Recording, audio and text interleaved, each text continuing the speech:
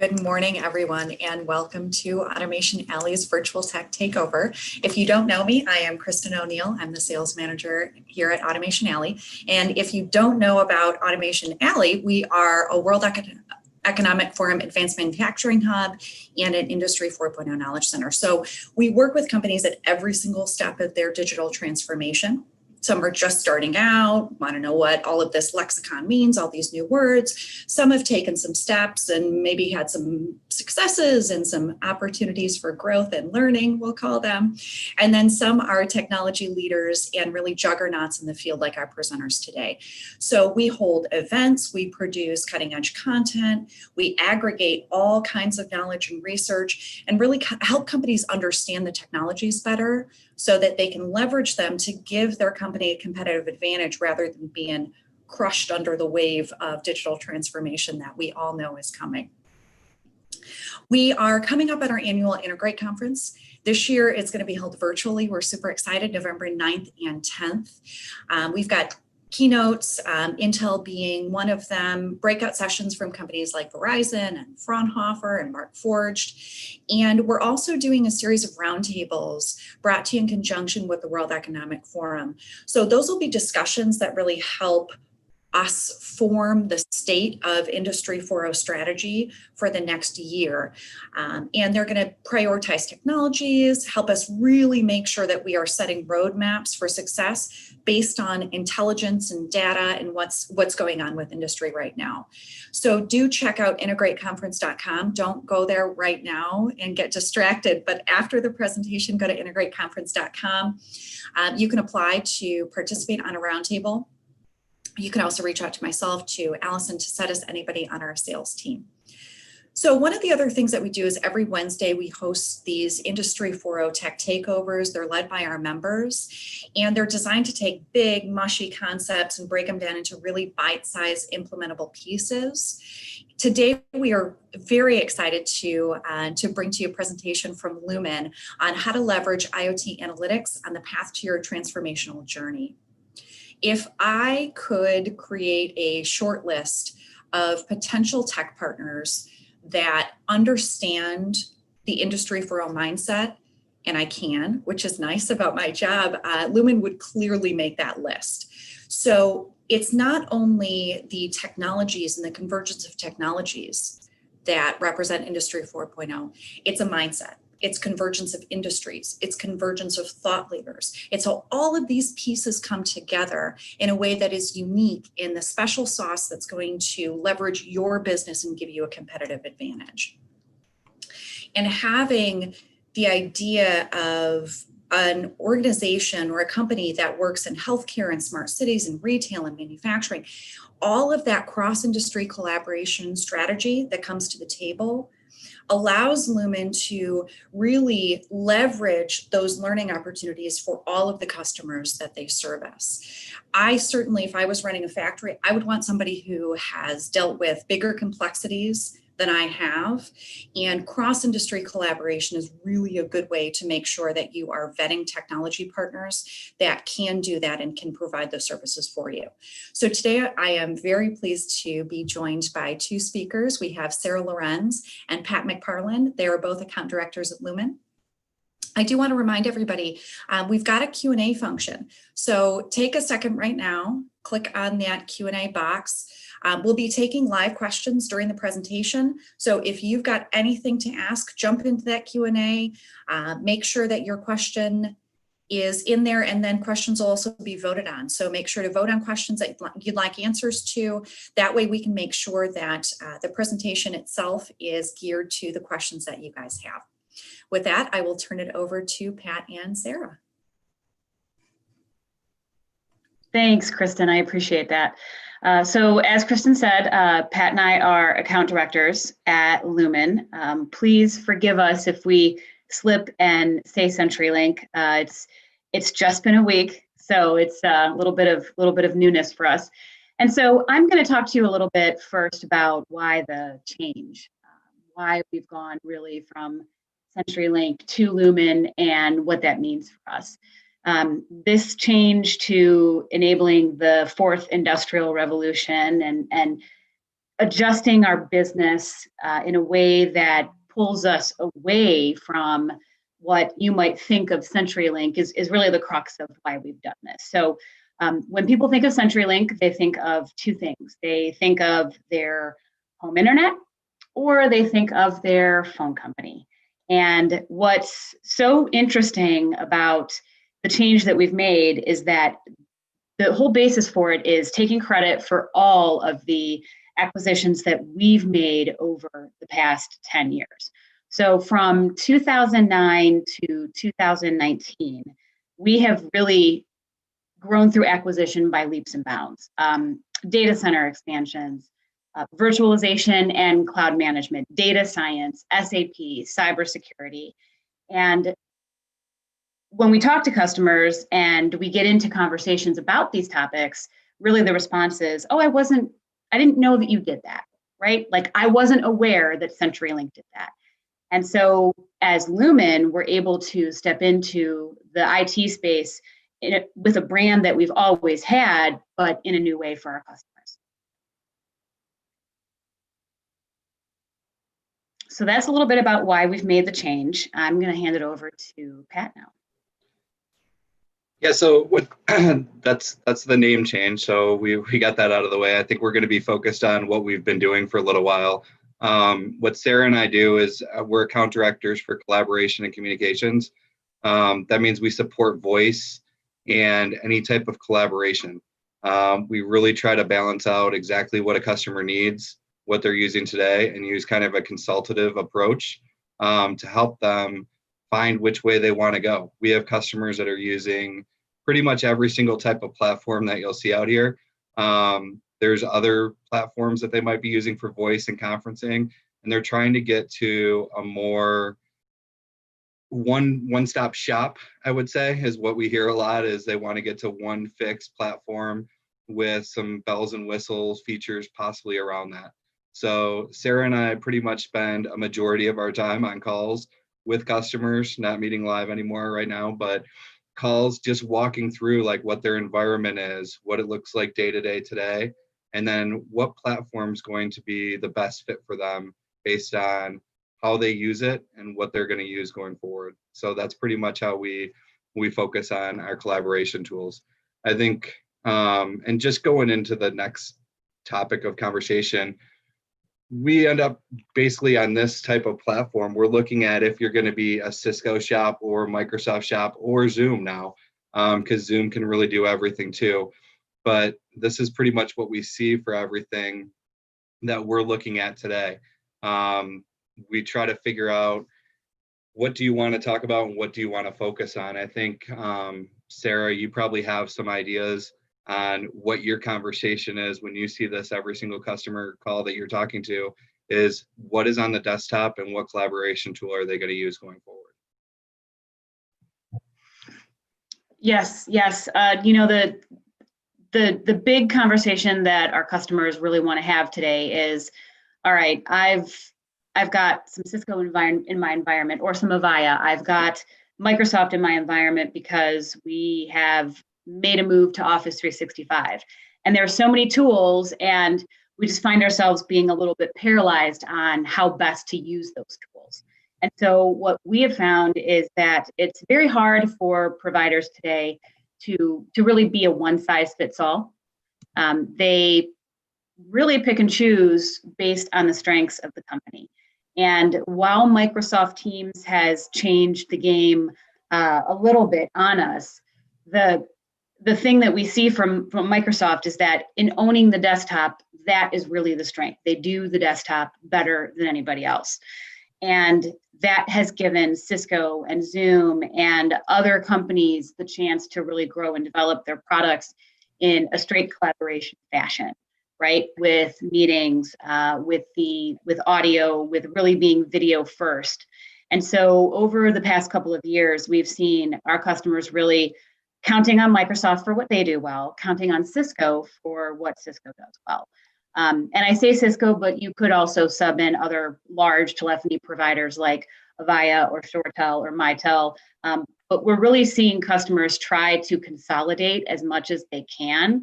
And so even if they don't ultimately make the choice to split up the environment, they're still evaluating what can they do within one provider across the board, really in a UCaaS model. That's a good point. Kristen, do we have any questions yet?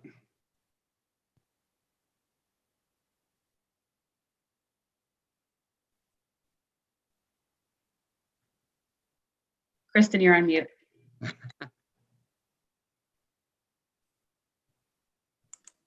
Sorry about that. So the one question that I have, am I allowed to butt in my own questions here? Yes. Absolutely. Okay, good. Pat, you mentioned the value of having that one-stop shop, and that's something that we hear from our customers a lot too, is having a single point of contact that can help guide them through that transformation, and really be that trusted advisor. Can you talk about the value of having that single company that you're dealing with that can help you navigate? Yeah, for us, I think, and I think Sarah would agree, one of the nice things about being a network provider too is a lot of times we have a lot of network inside of a customer. So we may have SIP in place already today. We may have some MPLS in place today. And when you're providing a voice platform, you're able to go in and give them, you have a little bit of knowledge about the customer already. You have a lot of knowledge about how their network is set up, which I think when you're deploying voice is important. You know that they're not on PRIs at locations anymore, or if they have PRIs, if they're looking to move voice and they have a lot of analog in their system, you can find out what type of contact center they're using, if anything. And those are kind of things that we focus on when we're looking at these platforms and how to deploy it and how we would roll it out. One of the unique things for CenturyLink is we align directly how a Cisco would align, I think. They have their account director. We have account directors that manage everything for a customer, from network to voice to security. They'll manage everything. Sarah and I just help them and support them with collaboration. But when we're done with a sale or we finish something, we have an account team that comes in and helps support, train, roll out, implement, advise them on how to use the product. And I think that's unique to Lumen. I think I said CenturyLink again because I'm used to it, but it's unique to us. And I think that makes us stand out a lot of times when we're talking about what you're going to do going forward, because customers don't have, a lot of times they'll sell a product or if they're in an on-prem environment, they're buying a product that they're managing, deploying, and rolling out. And I mean, Microsoft has an 1,800-page admin guide when you're rolling out Teams, and you have to know if you're doing it globally, how you're implementing that voice, what some of the restrictions are in different countries. You're going to run into a lot of issues within Active Directory. We have Azure integration that we're the peering provider in the United States for Microsoft Azure. So that's a big advantage if you have application integration in your calling systems. We can see into that and see where issues can come up. So and with Cisco, I would say we align with them very tightly. We've been their collaboration partner of the year the last 2 years. And what that means is not necessarily that we always sell the most Cisco products, even though I think that we're probably pretty high up there in what we sell for them with Cisco globally. But it means we align with them and help them roll out and integrate it. So they can trust us when we roll out a product, of being able to be knowledgeable about that product, first of all, which is really important. When they call us up and they want to know about a customer, we can tell them exactly, hey, this is what they have. This is where we see some issues and what they're going to be rolling out. But it also gives us a little bit of education to help them move forward when they're rolling out. We can advise Cisco on, hey, they have these locations, they're divesting, whatever it is, we can give them some knowledge into the customer's background too. So there's a lot of things that we can do there. And Kristen, to your point, in terms of really like what's going on internally at Lumen from a collaboration perspective, one of the interesting things that for me is that we use all these tools that we can offer to our customers. We use all of them. So we have Microsoft Teams in our environment today at Lumen. We have WebEx, we have Zoom. In fact, and I think this will be interesting for those attending, we're having a lot of conversations right now about how COVID has changed collaboration. And COVID has preparing for a global pandemic, dealing with a global pandemic for us has been a game changer from a collab perspective. While we have all these tools because we support all these tools for our customers, Pat and I are in sales, and so you would expect that we would be able to use all these tools, but we have large portions of our business that are, let's take our provisioning team, for instance, right? The team of CCMs that are responsible for turning up customers' connections, or let's take our field techs who are remote all day, every day, going to sites, fixing things, communicating back with our NOC. These two groups in particular, they're not collaboration experts. And so when we got to March and really work life changed quite a bit, there was already a plan at Lumen to migrate everybody from Skype for Business, which was our prior internal communication tool, to Microsoft Teams. And that was supposed to be a 6-month implementation.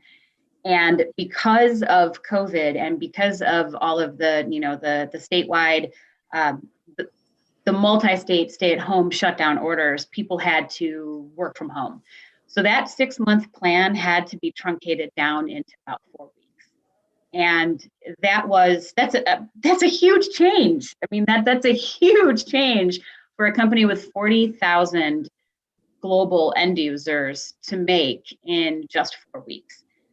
But being Lumen, we were able to do that. Our IT infrastructure is, they're incredibly great. They're wonderful. They were able to manage all the moving pieces. And so what we found was that in moving to Microsoft Teams, which, by the way, we did it for everything, right? Microsoft will suggest that you deploy IM presence first within Microsoft Teams, set up your channels, then add on your conferencing, and then finally your telephony. So Microsoft Teams can be used and is used as a cloud PBX, and that's how Lumen uses it today. So we deployed that for about 8,000 people in the US with no notice. Just when you closed down on Friday, you were closing down Skype. When you came in on Monday, your Skype opened long enough to tell you that you had to go to Microsoft Teams, and bye-bye, right? Like your feature functionality for Skype was turned off. And what we found is that the people who had that experience with little notice, because they were our sales force and they were used to using multiple tools, they were able to utilize Microsoft Teams like that. I mean, it was a really great experience and kind of surprising when you're making such a wholesale change, because Skype and Microsoft Teams are very different platforms. They're not built on the same mainframe. They have nothing in common. I mean, they occupy the same feature functionality, but in completely different ways.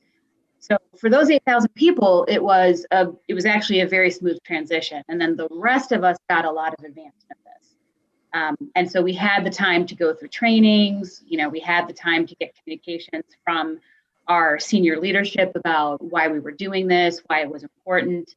And it was really well timed, because when you move from an office environment to a work from home environment, VPN is a big factor. And without getting into something that's too technical, when you're using computer audio and you're on VPN, if you don't do it the right way, you're basically double encrypting and creating all kinds of audio issues.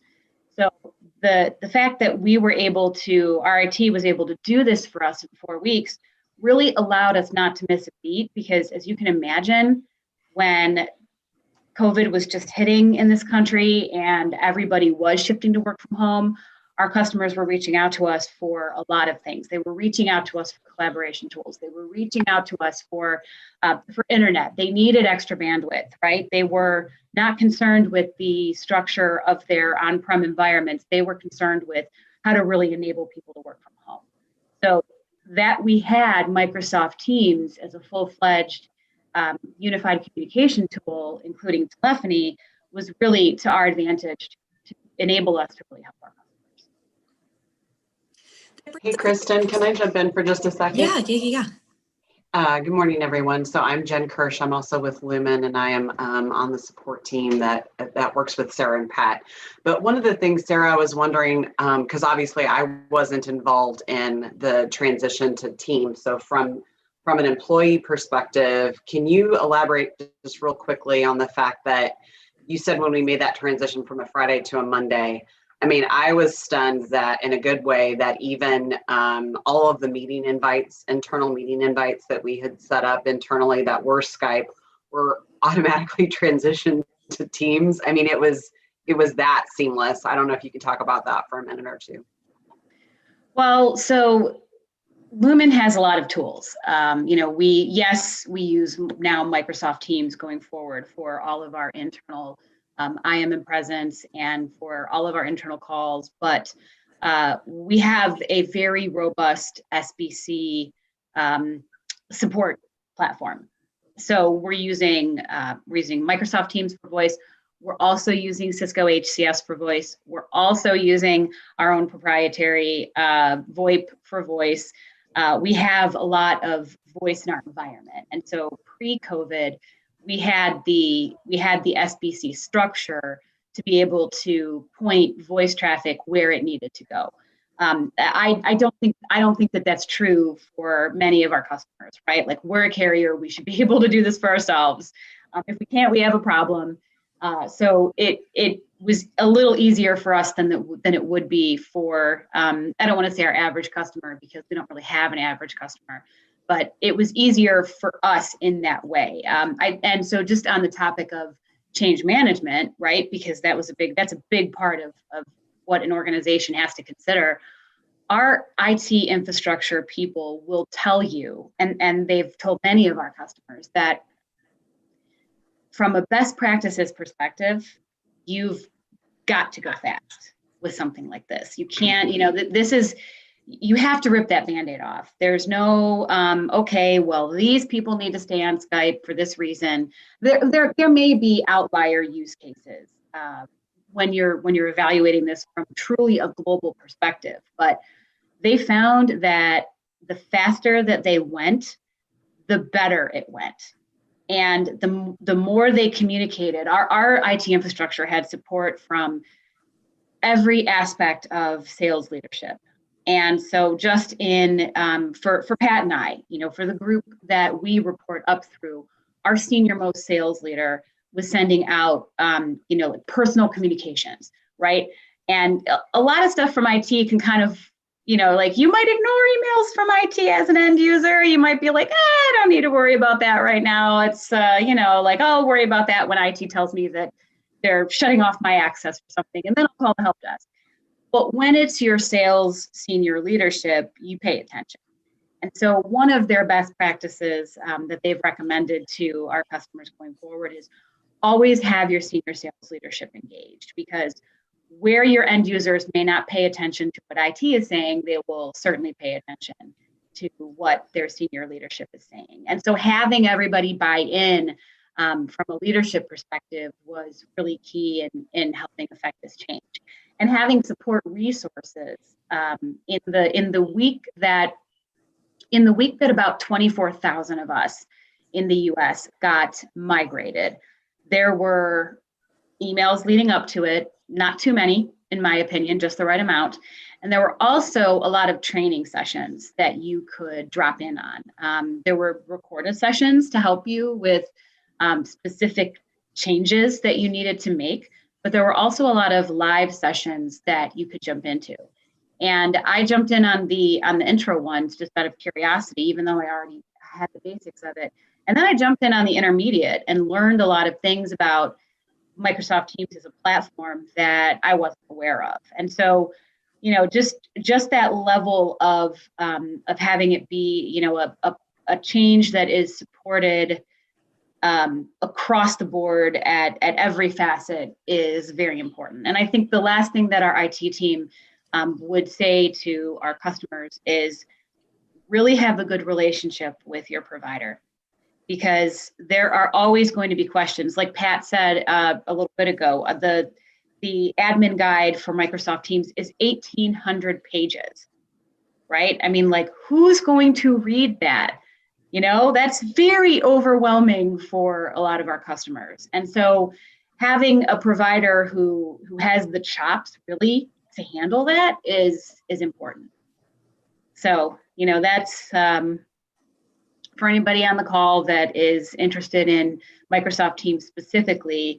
If you'd like to have additional conversations with us about that and you know, maybe get into the weeds a little bit about what we learned and how we did it, you know, that's something that we certainly welcome. Thank you, Sarah. And on that same kind of front, talking about that open, transparent communication, I think is really important, and buy-in all the way across the board. What we found is with pandemic, everybody flipping to remote work, there were two camps. Some had prepared for some level of digital transformation, and they were like, woo, this is exciting, let's go. I get to ramp it up. You know, a little bit of fear and figuring it out, but they had a plan in place, and they had an existing infrastructure for how to communicate that within their team, how to discuss it, a language for it. Then there was the camp that got caught flat-footed and hadn't put anything in place, didn't have a lexicon for how to discuss that internally, was of the mindset that this is coming, but I don't need to prepare for it right now. It's not something that's coming immediately. Talk me through, from the sales perspective or the internal perspective with Lumen, what the conversations are with both of those types of companies and how you guys help navigate those discussions. So yeah, please, Pat, go ahead. No. Yeah, I was going to say, I think we run into this every single day. So it's kind of funny too, because Sarah and I have been doing this for 10 plus years together. And the one thing that we always said was everyone eventually is going to go to a cloud-based voice system, and they're going to have a collaboration tool that they use every day. And we still constantly run into companies that, whether it's spend or just they have ways that they've been doing business and they don't want to change that.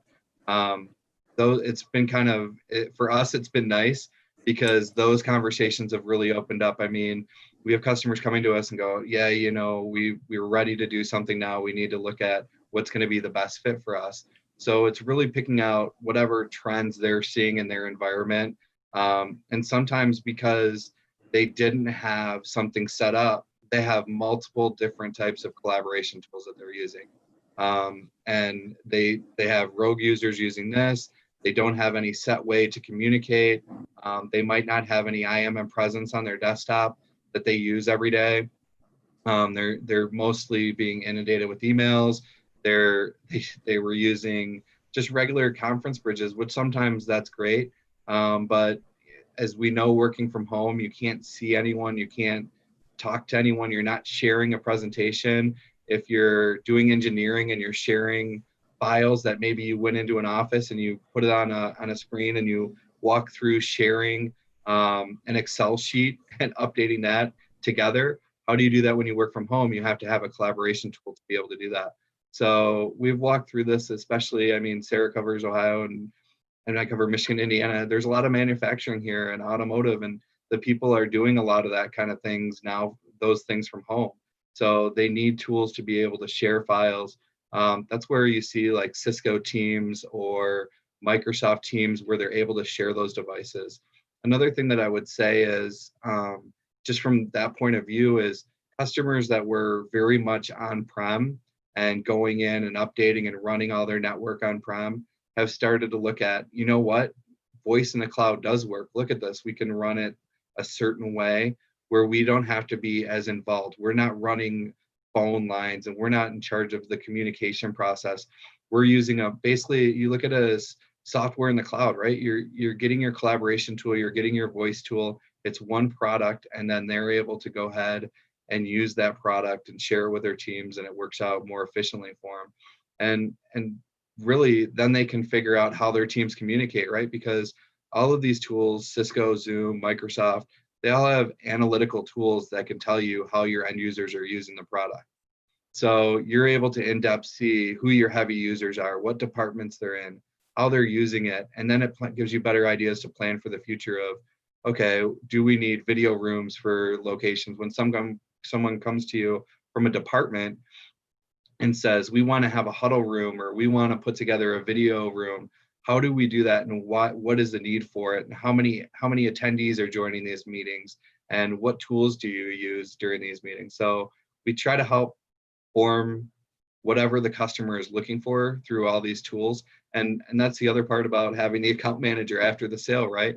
They're able to go through updates of Cisco's having an update here, Microsoft's having an update here, Zoom has just done this new launch for phones, whatever it is, they can go through that and explain it to the customer and constantly do quarterly reviews with them about their voice and collaboration and what's coming ahead. And then the customer is able to plan for those things going forward. So a long-winded answer to, there's a lot out there that we're able to do now that because of this. Kristen, I would add, one of the I think the most interesting change that we've seen because of the shift to work from home is video, right? Pat and I are accustomed to using video because we sell it, so we should be able to use it. But our organization has really, I don't think anything could have brought us to the place where the enterprise is with video, with the exception of a global pandemic, right? Because video, we're always talking about like video is great, use video, it's great for connecting with your customers. When you can't be there in the same room, it really brings that personal touch. But week in and week out, people are not using video. Well, when you can't be in the office and you can't have your Monday morning team meeting in the conference room at the long table, and you know that you're not going to be able to go back to that experience for a while, you don't have a choice. And so what we saw both internally at Lumen and also among our customers was that finally that was the thing that got people using video. And it was, if you wanted to feel connected, if you wanted to feel like you were remaining connected to your coworkers and you weren't just in, this bedroom that I turned into a home office in my house, right? The way to do that was via video.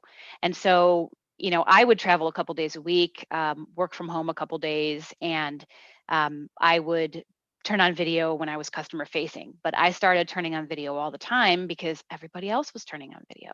Customers that, I had never seen in video, but had only met in person were turning on their video as well. And Patrick and I we know more about this than the average person. So we were able to help guide our customers. Well, let me show you how I use it to help you use it a little bit better. And we started having virtual coffee.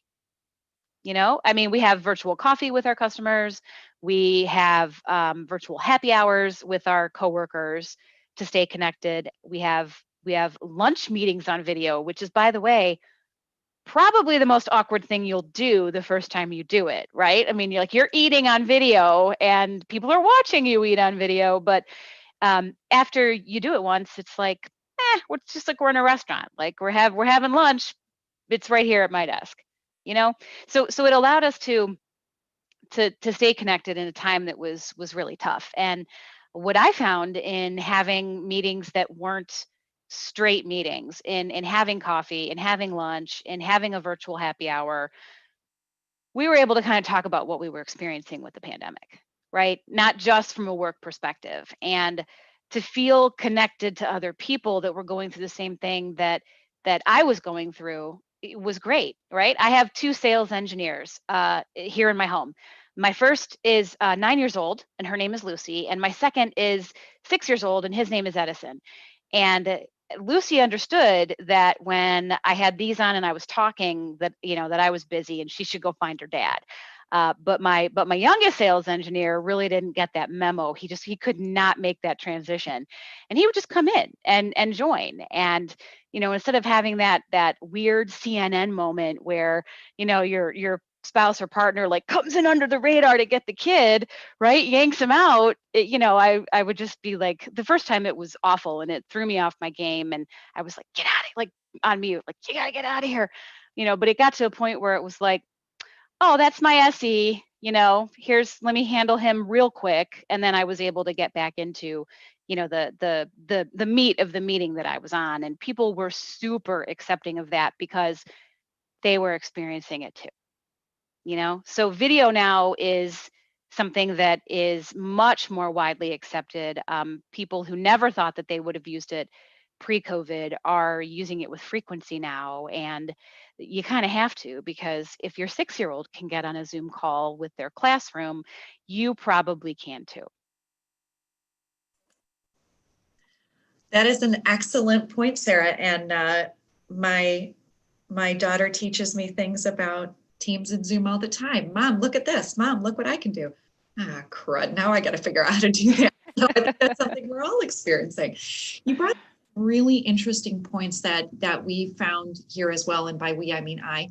I don't know. I haven't talked to colleagues about whether they've experienced this, but the two changes that I found are an increase in empathy. So not only can I empathize with you and where your life's at and your kids coming in, because I'm in the same boat, but also I have to give you space to talk in meetings. I have a bad habit of being an overtalker. Tried and true. And okay, good. I'm not the only one. Not the only one. I had to learn to give space and room in a meeting for people to jump in, because there is a little bit of a difference when it comes to what discussion and collaboration looks like on video versus in person. The other thing is I got a big, hard, fat lesson in vulnerability. I'll tell you what, in the reality of this is my life. Customers, Jen saw my closet. I worked out of my closet for many, many months. My dog, my kid, had to organize my closet, all kinds of vulnerability. Laundry on the floor next to me. This is the reality that we're all living in on a day-to-day basis. What changes around collaboration are you guys seeing? Voice environments, video. What team changes are you guys seeing through this transition to work remote? And now back to semi-hybrid, we'll say. Mm-hmm. Mm-hmm. So I'll take that in a couple parts. So just based on the issue, the topic of vulnerability in a meeting, what I find is that when you rush to speak, you are missing something valuable. And so I made a wholesale shift to video personally in 2015 because I would be so busy listening in a meeting to what a customer was saying. I write everything down. I do notability on my iPad. So I'd be like writing, and they would think that maybe I wasn't, that I wasn't present because they weren't hearing things from me, but it was because I was so busy actively listening, right? And so when I made the effort to turn the video on every single meeting, they could see that I was listening, because they could see that, I'm busy taking notes. I'm nodding my head. There are a lot of cues that you can give in a meeting that don't have to be verbal.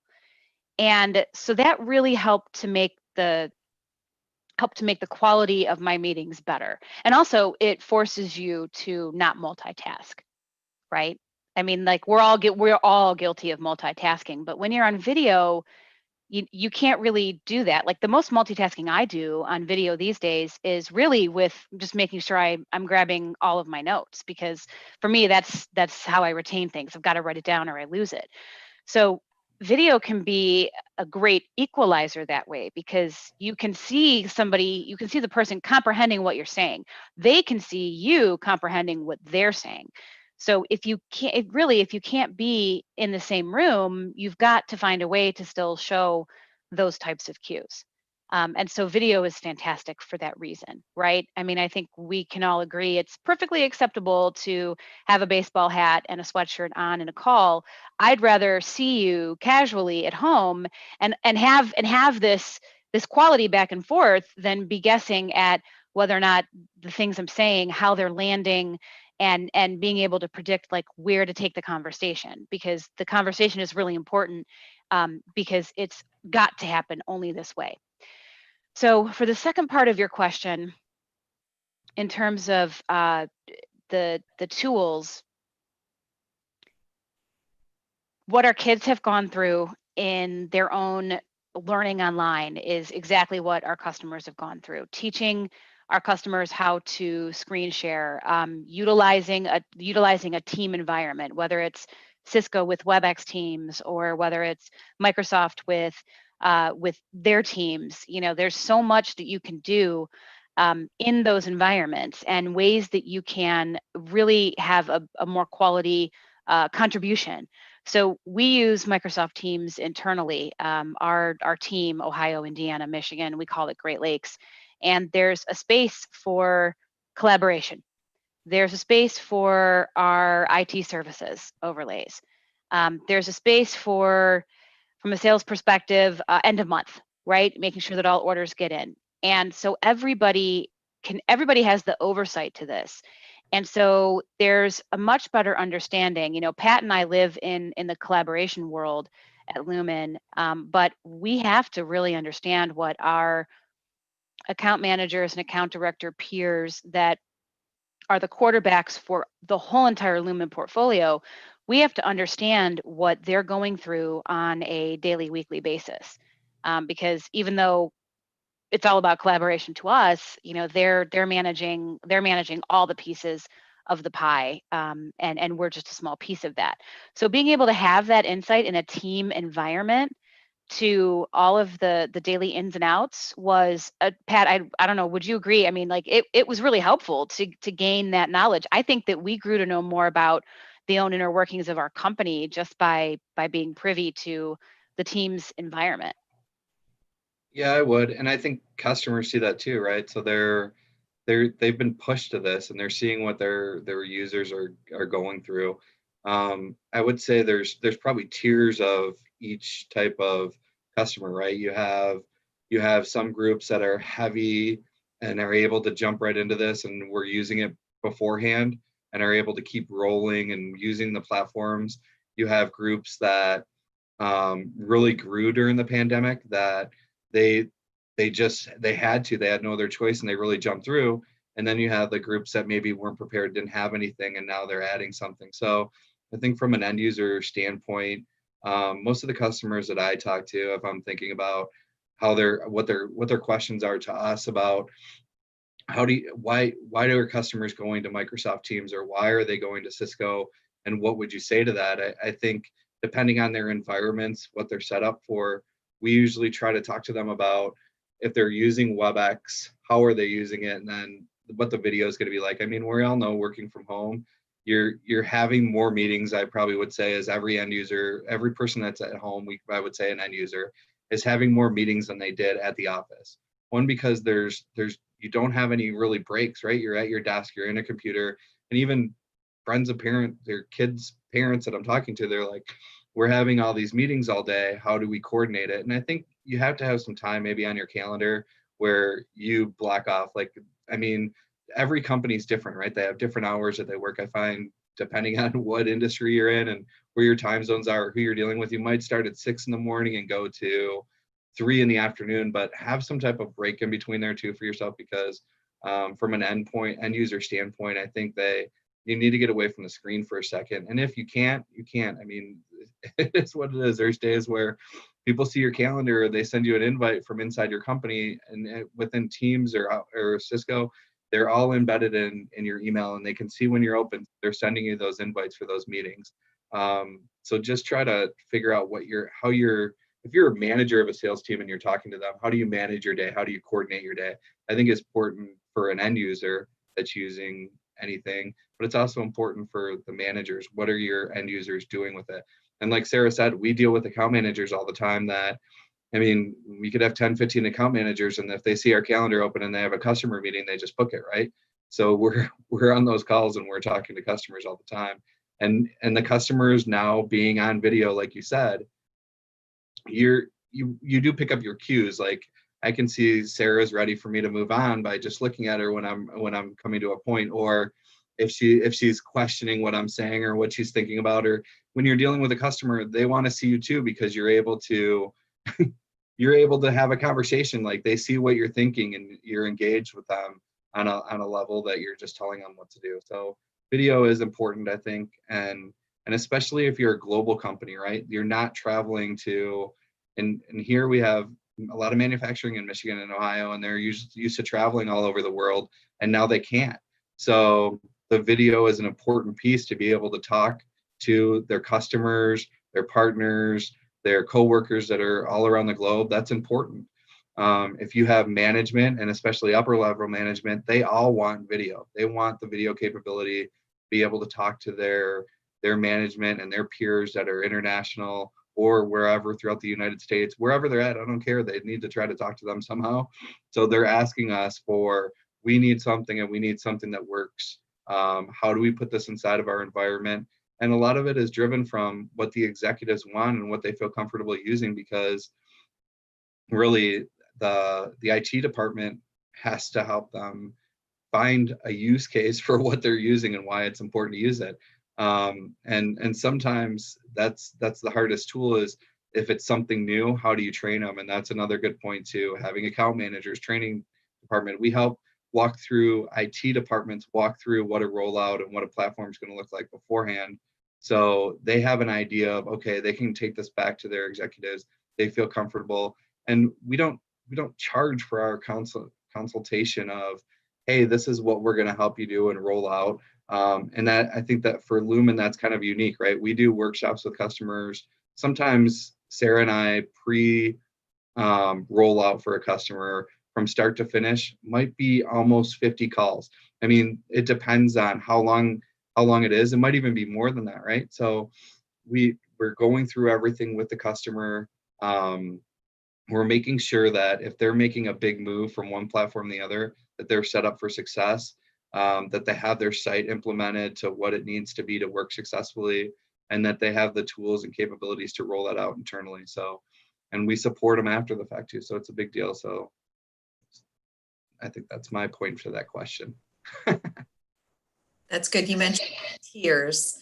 Yeah. I'm glad it's not tears. I've seen some tears as well as we've made the transition to work remote. Talk me through, on that same note, Pat, what are some of the biggest mistakes that you've seen as customers are making this transition? And if you want to divide it into where they were at pre-COVID, pre-pandemic, what mistakes you're seeing them make as a transition? I would say trying to keep one of the things, there's a few different things, right? We see a lot, every customer is unique, and sometimes the way that their network and their collaboration tools are set up are unique to their business and how they use their business. So it's really knowing how they use it. But some of the mistakes, I think, and Sarah can probably talk to this too when we get through this, is they're trying to do too much, right? They might be using multiple tools and giving too many options to their end users of, hey, use this, use that, and the end users aren't getting a good experience because of it. I kind of laugh sometimes, because when someone looks at my desktop and they see you have Teams open, you have Zoom chat open, and you have Microsoft Teams open on your desktop, and all of them are lit up, how do you focus on that all day? And Sarah and I have to do that. But I think for a company, they usually pick one of those platforms for their IM and presence.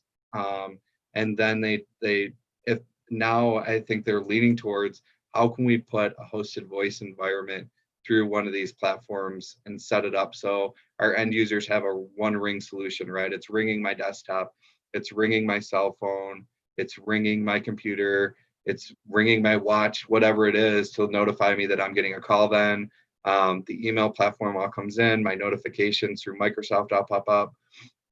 Whatever it is, they want that single platform of communication, I think, going forward. And if they don't look at their end users' experience of giving them too much, because really, how are they using it and what are they don't know, because they haven't had analytics to look into how many calls their end users are actually doing. If they're using PRIs, they don't know how many calls or what their actual call logs are for an end user and how much time they're on the phone. How much video are they using? Those are important things to kind of have an idea of for who's going to be your heavy users, how can they use it, and what can they use going forward. So we always try to look at that. The other thing is, I think they haven't invested into setting their network up. Like, there's not a lot of SIP inside of their network. They're still on the PRIs. Globally, some customers have communication issues, like they might have decision based out of EMEA or APAC, and those decisions are not doing, they're all doing different things. So I think sometimes that needs to come together a little bit, I would say, or at least centralize your decision. If North America is making a decision for itself, let them make the decision. And APAC, I think the companies could really benefit from that. If they're going to use a solution that their country or their location feels comfortable with, they should go ahead and do that. And I think, Sarah, I mean, you probably run into some other stuff too that we see inside of this that you could probably talk to a little bit too. Yeah, I think use cases is something that IT generally has a tough time getting arms around. And IT is busy doing so many different things within an organization that's really when we start these projects, IT will come to us and say, okay, well, our call manager is outdated. We want to move off prem. We're interested in cloud. We spend a lot of time up front helping them understand the requirements, right? What requirements do you have today? And if a company hasn't already prepared a list of requirements, then it's tough to get them to the point where they're ready to do that, because IT does not have the insight to end user use cases, right? Like I mentioned within Lumen, I mentioned customer service, like our field techs, they use technology completely different from the way that I use technology. Our provisioning team that all day long is working on turning up connections. We have 5 NOCs that employ about 560 people, right? So our NOC workers, they're coming on for a shift, right? Their use case for what they need is completely different from what I need. And so what we tend to do is, IT will say, well, this is our need and what can you do? And we have to step them back to talking about, well, tell me about the different end users in your organization. What is sales doing? Do you have a call center? Those employees are treated completely differently from your back office employees, and they have different needs.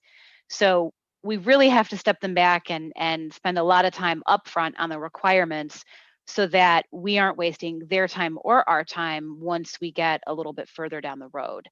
So that's something that that's an area of value that I feel that we are really focused on, that maybe is surprising to IT once they start those conversations with us, but it clearly becomes a differentiator for how the project then moves forward. Yeah, This is my verbal cue that I'm or my visual cue that I'm done answering the question. Yeah, no, and I'm this video, my tears would never have landed on the phone. So this is the perfect environment for it. Yeah, Pat, go ahead. I was going to say one thing too that I was just thinking of is cost, right? Every customer right now is cost driven. So I think we spend a lot of time like going through and finding where cost is inside of an environment that they can wipe out, that they don't need to spend money on anymore.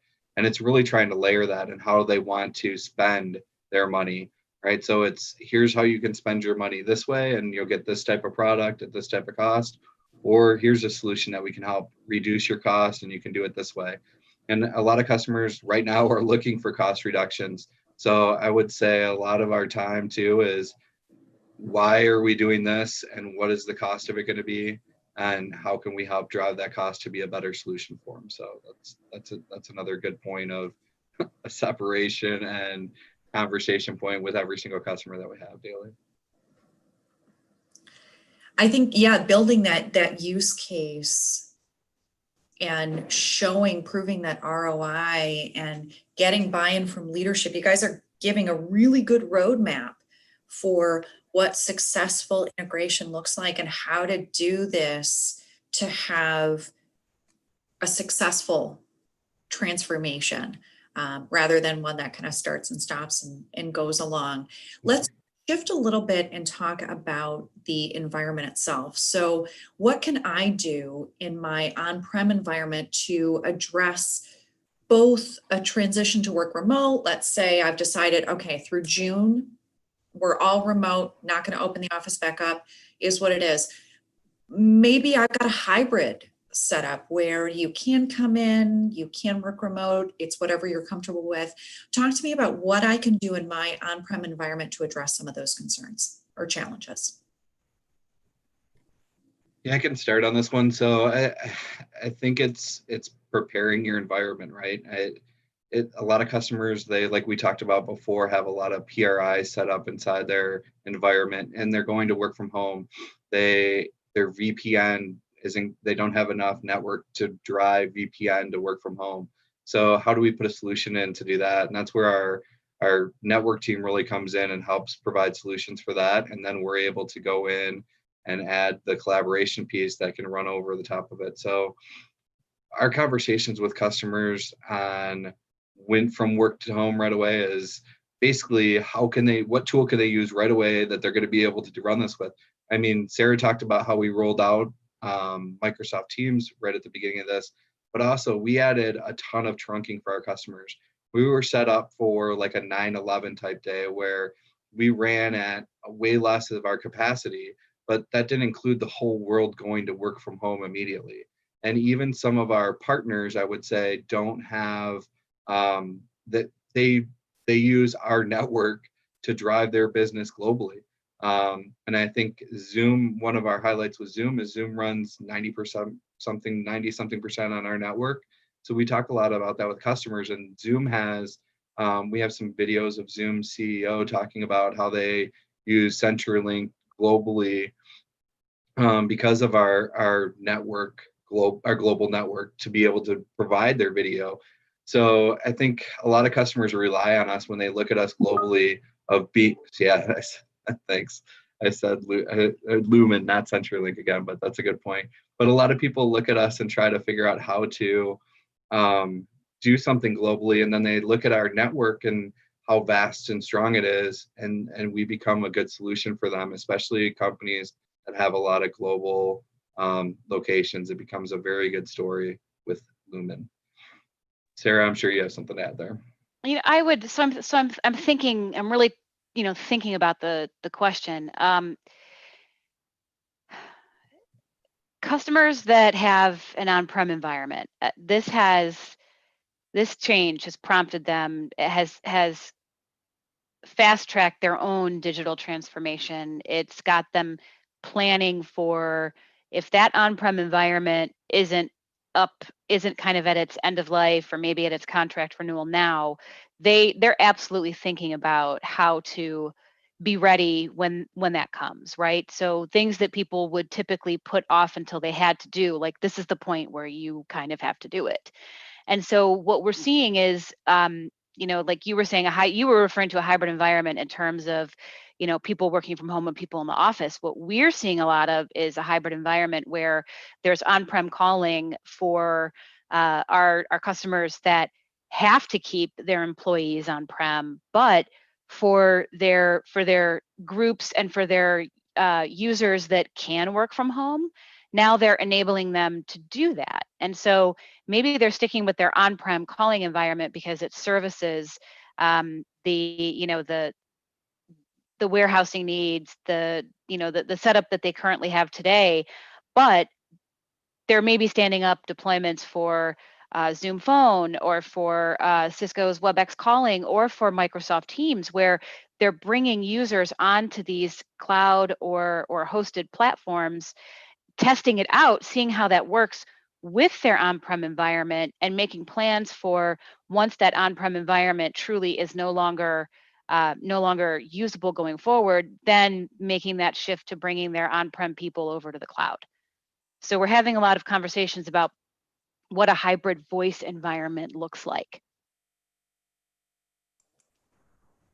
That's really interesting. And I can see how that hybrid, it has a different definition for everybody, right? Like, and there are different requirements that I have. This is a must-have for me because of situation XYZ. So having a partner that can not only understand that, but has the capability to pull in multiple pieces depending on what my unique situation is, I can see how there would be a lot of value in that. You made a point about digital transformation that I kind of want to go into a little bit more. And we're finding the same thing, that the shift to remote work jump-started the digital transformation discussions, whether they were already happening or not, doesn't matter, right? All of a sudden, holy crow, we've got to figure this out and deal with this. And we know it's coming, and it's not something that's over the horizon anymore. Talk to me about what you're seeing now that we're nobody quote me on this, 7-8 months in. Mm-hmm. What you're seeing as far as that transition, and what other Industry 4.0 trends or digital transformation trends you guys are seeing on the horizon as companies are transitioning out of this crisis mode and into planning and future thinking mode. Mm-hmm.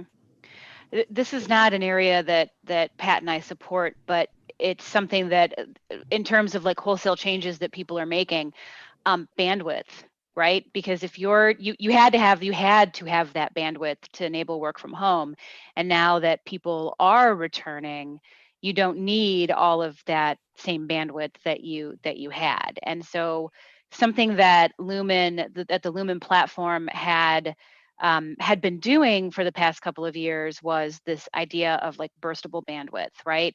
And so you're paying for what you're using. You have the ability to go up without having to go through the process of reaching out to your account manager, getting a price for what that increase is going to cost you, getting it laid in. I mean, it's really burstable. You can use it when you need it, and then you pay for it in that month, and then the next month you're not using it, so you're not paying for it. So we saw a really big increase in that piece of our platform with this change. And now that people are returning, it's a change that our customers made that they now don't have to fix, right? The idea and the whole point of the platform is to give our customers the ability to do what they need to do without having to spend all of the time and go through all of the minutia of speaking to that change once it's already been put into place. So, that absolutely is something big that we've seen on behalf of customers. And we've talked a lot about, the Teams environment. I mean, everybody is kicking the tires on Microsoft Teams in particular.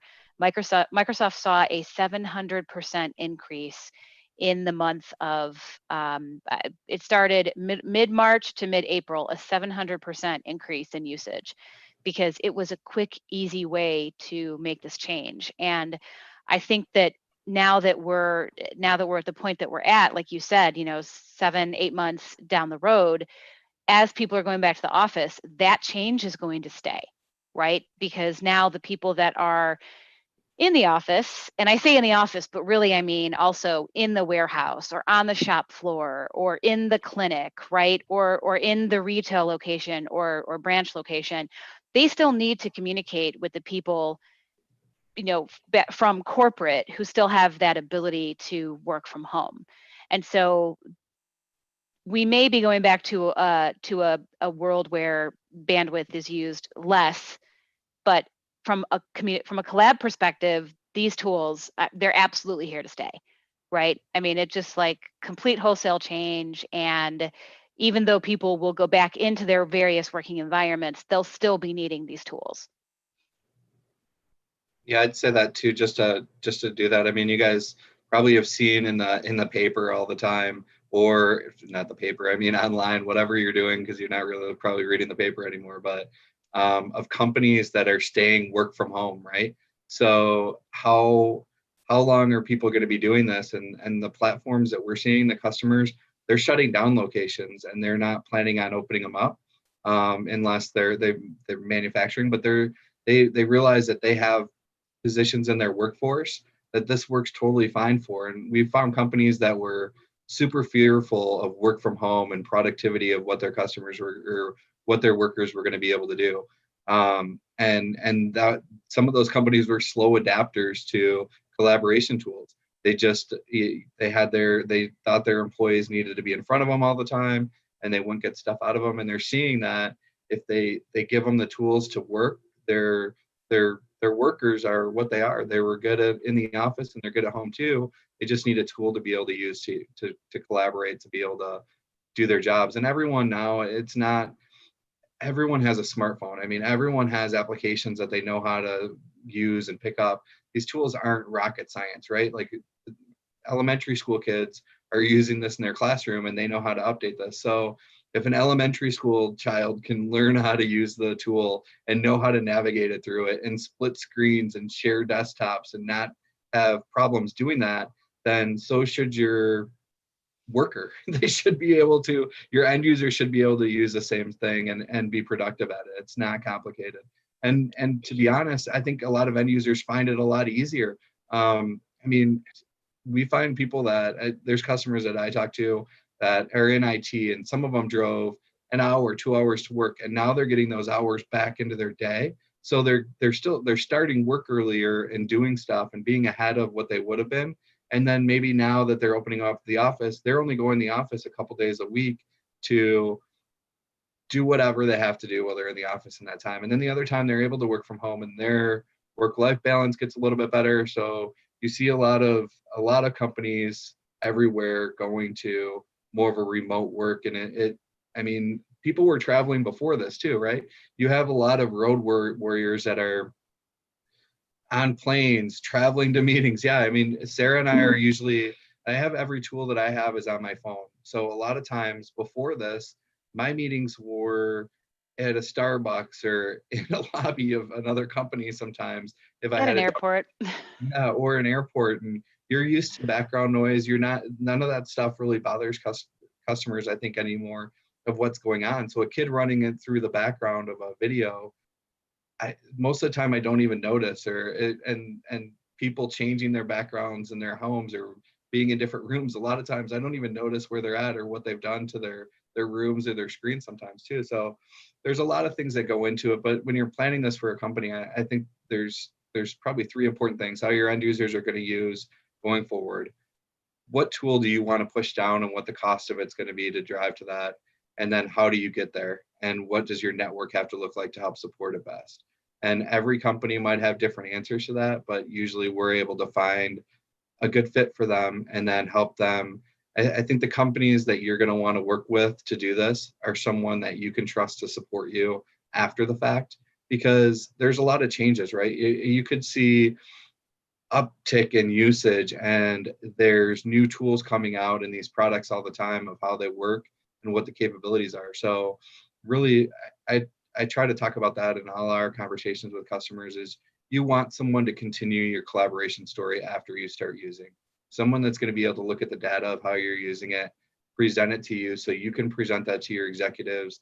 So you can say, this is how we use our tool. This is what it looks like for our end users, and this is how they can drive it going forward, and why we use it. And so when someone comes to you from a C-level or whatever that's driving cost or a product, you can say, okay, here's how we use our product, here's what it looks like, and here's how we drive it going forward. And you automatically have a lot of credibility with who you're presenting that to, because they probably had no idea exactly why they were using the tools they were using it. They just look at an end number of the cost of what that tool is, and then how it works, right? They might not know that you can download this application and you can see all the analytics on it. They might not know that the web app or the phone app that you're using on this can help communicate dial calls. It's one desktop call to every environment, right? So those are things that I think IT people, when we have these conversations, they're like, they start realizing like, okay, yeah, we don't really need to use a lot of these tools. We can focus on one that's going to drive us for the next 10 plus years. I think that's how they start looking at it.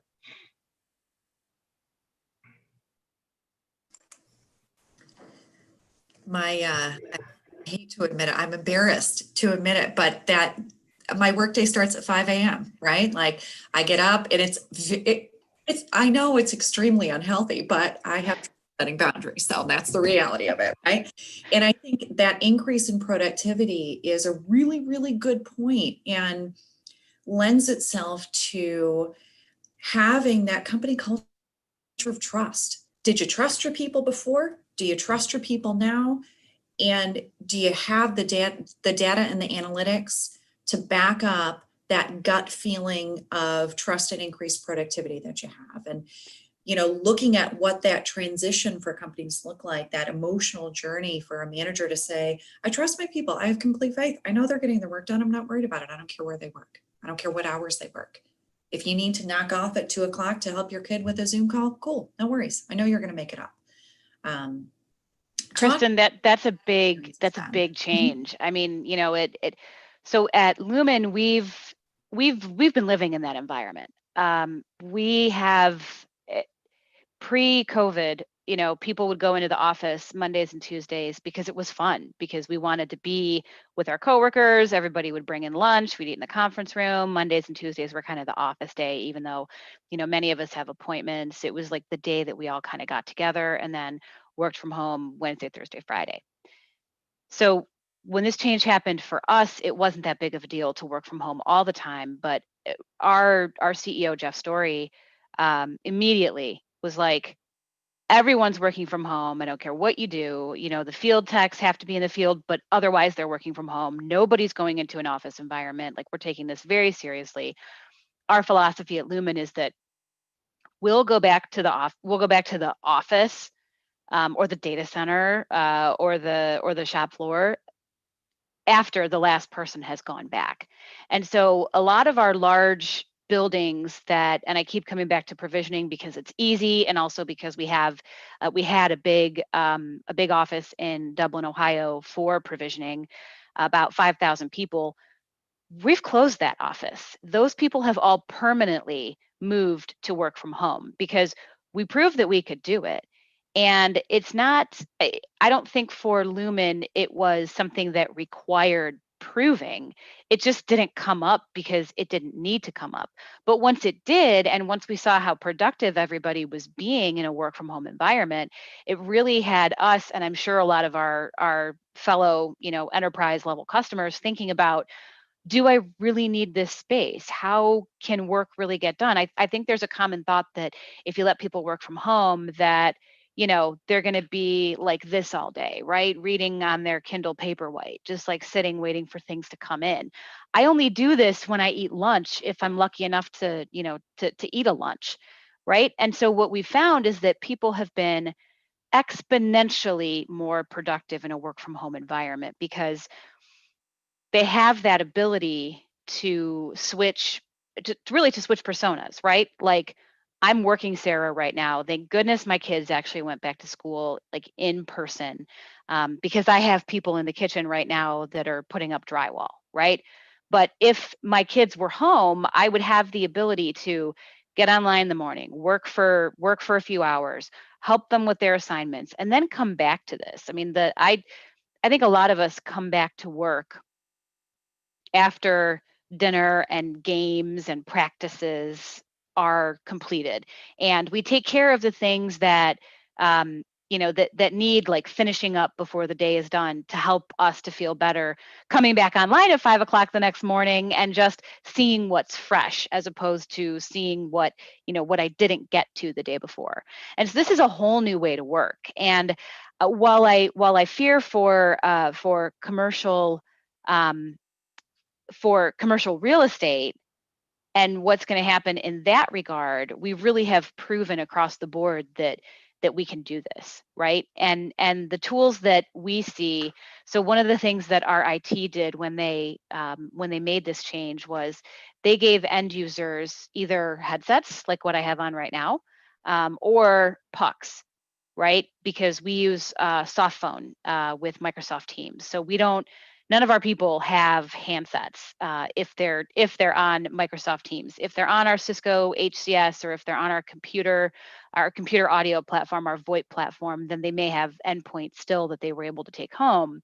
But by and large, you can get by, but you can actually be really successful with one of these guys.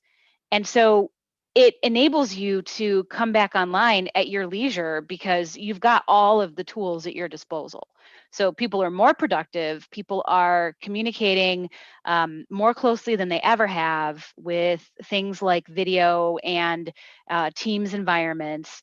And this is just the way that it is now, right? And that's why we call it the fourth industrial revolution.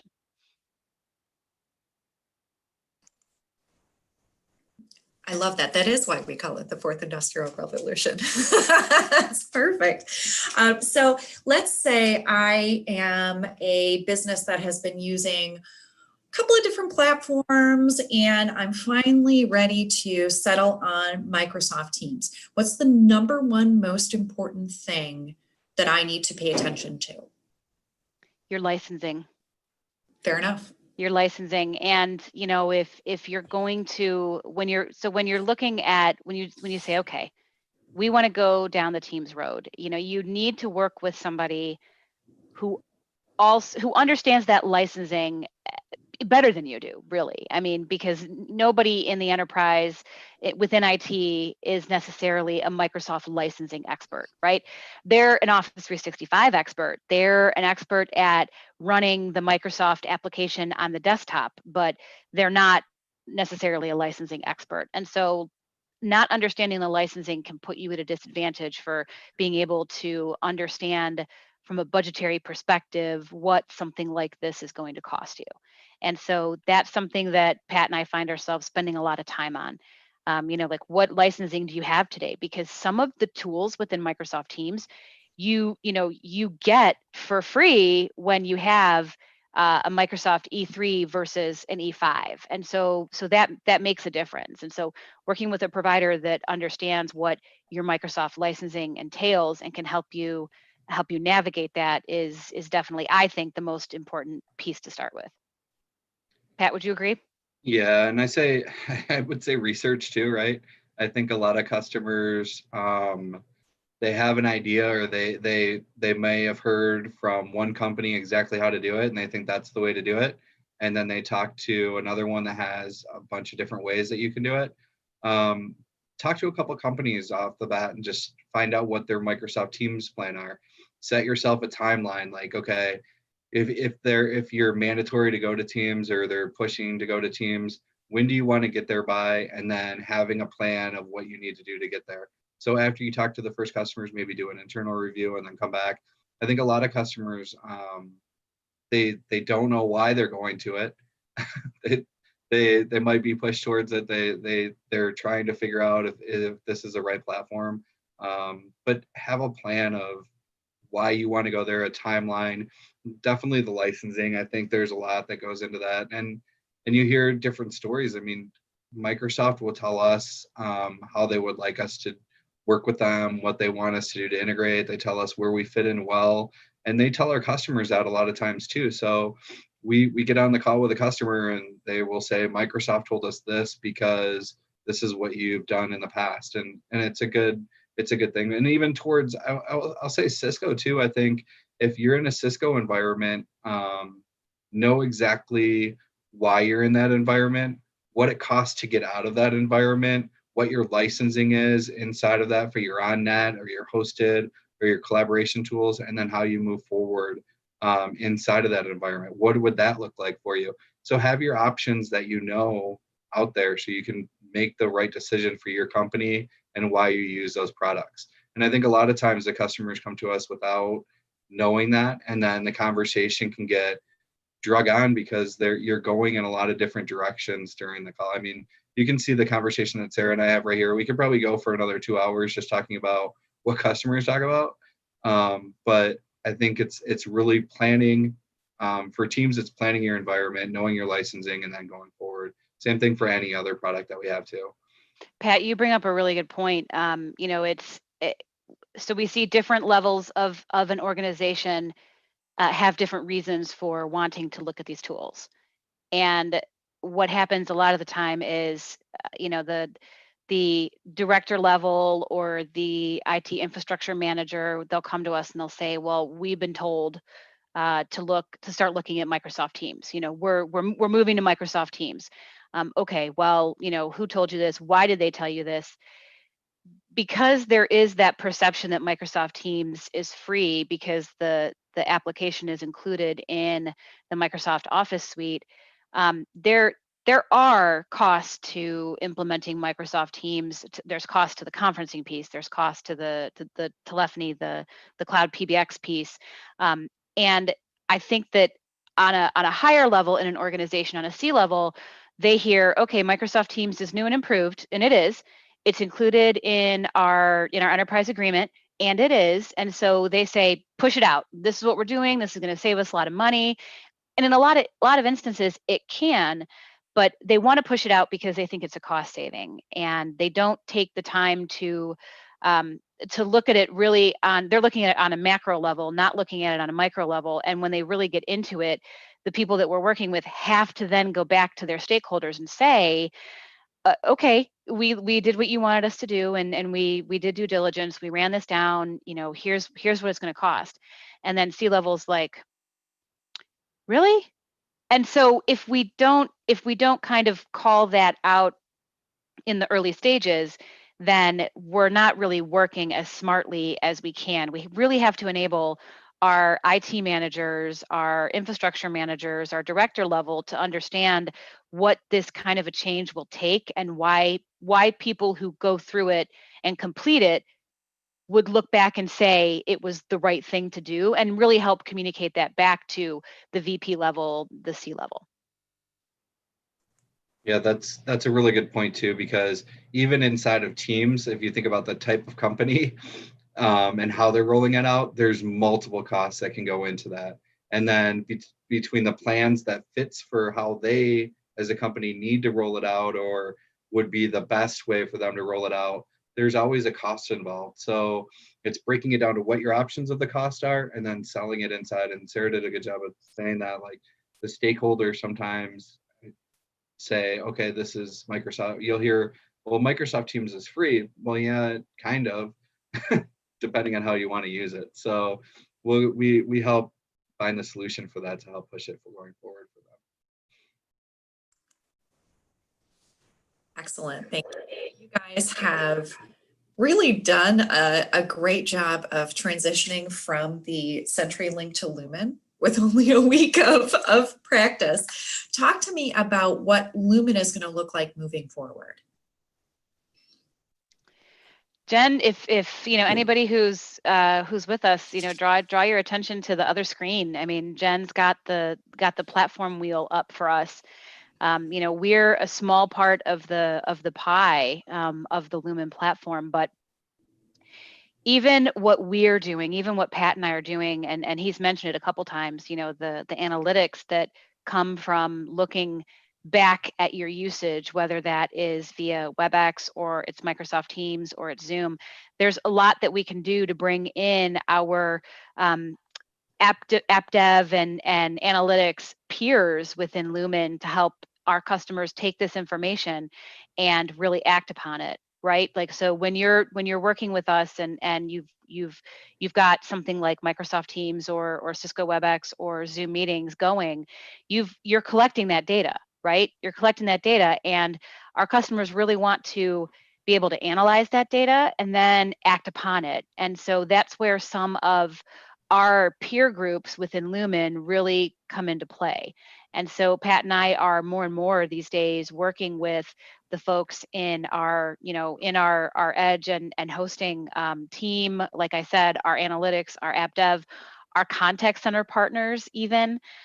So I think that that's the future of Lumen, where regardless of what the project is, we can help.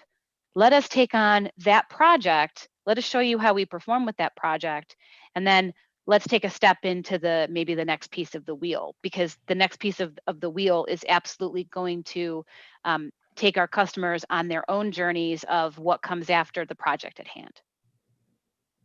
Yeah, and just to add to that too, one of the things I always like to tell customers, if you look at what Lumen is, I mean, well, even before we were Lumen and why we're Lumen now, is we're a company that's built on this great global network that has a ton of acquisitions of other companies. And all those companies together come to put together what this wheel is, and they drive what we give to customers. So a lot of times when we're having a conversation with a customer, we're talking about IT services, security, SAP.